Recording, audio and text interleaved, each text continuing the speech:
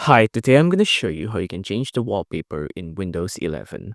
So from your desktop here, you want to click on your background, right click like this, and then on right click, you want to tap on personalize like this. Now on personalize, you want to go to background. Now on background, you can see that this is the options we have. Right now, you can see, of course, our background is a picture, but if you see something else like a solid color, for example, make sure to change it to picture like this, right? Now you can change the background by using one of these presets, for example. So for example, I have this preset background on. You can see now my background is a preset Windows basic wallpaper like this, right?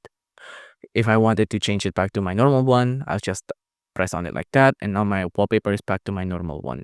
If you want to use your own image, just go back here and then tap on browse photos. And on browse photos, use your desired photo as your background. For example, I'm just going to make my background this Microsoft logo, just like that. And you can see my background is now a generic Microsoft logo, just like that. I'm gonna turn it back to my original wallpaper like this. And then you can also have a setting if it'll fit to your desktop image or not.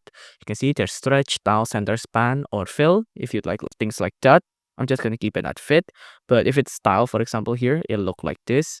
You might not see a difference because my background image is a perfect fit. But for example, if I go Microsoft here, you can see this is what the wallpaper will look like. This is what it looks like if it's center as well. It's like this. It's gonna get cut off. If it's fill, it'll look like this. If it's stretch, it'll stretch out to our computer screen so it fits everything. There's also span, so it looks like this. So that is how you change your wallpaper in Microsoft Windows. If you like this video, please consider liking and subscribing.